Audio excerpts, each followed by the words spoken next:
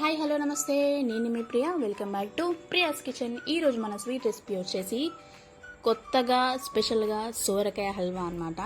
So ఈ సోరకాయ హల్వాని చక్కగా క్విక్గా అందరికీ నచ్చే విధంగా అయిపోయినా కూడా ఇంకా ఉందా అని అడిగి మరి వేపించుకొని లొట్టలేసుకుంటూ తినే రెసిపీ అన్నట్టు. Let's start.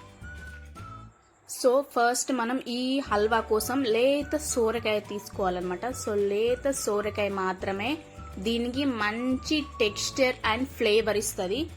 సో దాన్ని ఇలా గిచ్చి చూస్తే మనకు తెలిసిపోతుంది లేతదో మూతురుదో అన్నట్టు.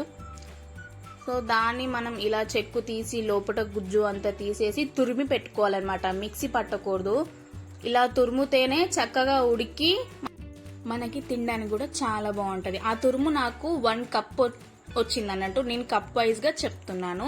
అండ్ నెక్స్ట్ మనం ప్యాన్ తీసుకొని ప్యాన్ హీట్ అయ్యాక చక్కగా 2 టీ స్పూన్స్ నెయ్యి యాడ్ చేసుకొని అందులోకి మనం డ్రై ఫ్రూట్స్ కూడా యాడ్ చేసేసుకుందాం. నేను చూపించినవే కాకుండా మీకు నచ్చిన డ్రై ఫ్రూట్స్ ఇందులోకి వేయించుకొని చక్కగా గోల్డెన్ కలర్ అయ్యేంత వరకు మీడియం ఫ్లేమ్లో ఈ డ్రై ఫ్రూట్స్ అన్నిటిని దోరగా వేయించుకోవాలి.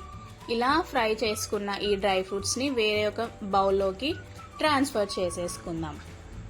సో ఇలా ఈ డ్రై ఫ్రూట్స్ అన్నిటిని బౌల్లోకి ట్రాన్స్ఫర్ చేసుకున్న తర్వాత అదే ప్యాన్లోకి ముందుగా తురిమి పెట్టుకున్న 1 కప్ ఆఫ్ సోరకాయ తురుముని మనం వాటర్తో సహా ఇందులోకి వేసుకోవాలి. వాటర్తో సహా అని ఎందుకు అంటున్నానంటే ఆ వాటర్లోనే చాలా మంచి ఫ్లేవర్ అండ్ టెక్స్చర్ ఉంటుంది అనమాట.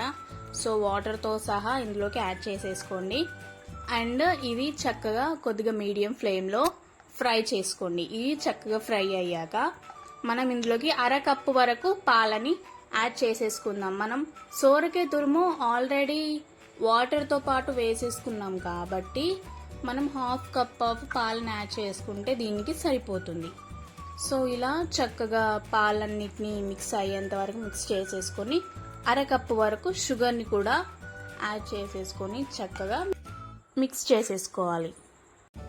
సో ఇలా షుగర్ కరిగేంత వరకు మనం ఇలా మిక్స్ చేసుకుంటూ ఉండాలి. ఇలా చక్కగా షుగర్ అంతా మెల్ట్ అయ్యేంత వరకు మిక్స్ చేసేసుకొని ఒక 5 to 10 మినిట్స్ మూత పెట్టుకొని ఉడికించుకుందాం. సోరకాయ అనేది పాలతో పాటు ఉడకాలి కాబట్టి ఒక 10 నుంచి 12 నిమిషాలు లేదా 5 నుంచి 10 నిమిషాల వరకు చక్కగా ఉడికించుకోవాలి. అండ్ ఇందులోకి మనం ఇలాచీ పౌడర్ని యాడ్ చేసుకుని ఒక 2 pinches ఆఫ్ ఫుడ్ కలర్ని కూడా గ్రీన్ ఫుడ్ కలర్ని నేను యాడ్ చేస్తున్నాను అనమాట. సో ఈ ఫుడ్ కలర్ మీకు నచ్చపోతే మీరు ఈ ఫుడ్ కలర్ని కూడా స్కిప్ చేయొచ్చు. లుకింగ్ కోసం నేను ఈ కలర్ యాడ్ చేశాను అంతే. ఆయన ఇదంతా కలిపేశాక మరొక 5 మినిట్స్ మూత పెట్టుకొని చక్కగా నీళ్లు అనేటి ఎగిరిపోయేంత వరకు మనం కుక్ చేసుకోవాలి. సో చూసారు కదా నీళ్ళన్నీ చక్కగా ఎంత ఎగిరిపోయాయో.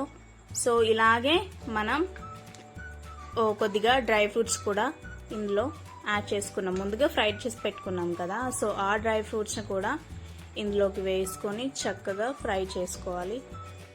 ఇలా చక్కగా ఫ్రై చేసుకున్నాక సర్వింగ్ బౌల్లోకి సర్వ్ చేసుకుంటే మన సోరకాయ హల్వా అనేది రెడీ అయిపోయింది అనమాట. సో తప్పకుండా మీ అందరూ కూడా ఈ రెసిపీని మీ ఇంట్లో వాళ్ళందరికీ మీరు ట్రై చేసి వాళ్ళకి టేస్ట్ చూపించండి. చక్కగా అందరికి బాగా నచ్చుతుంది అనమాట.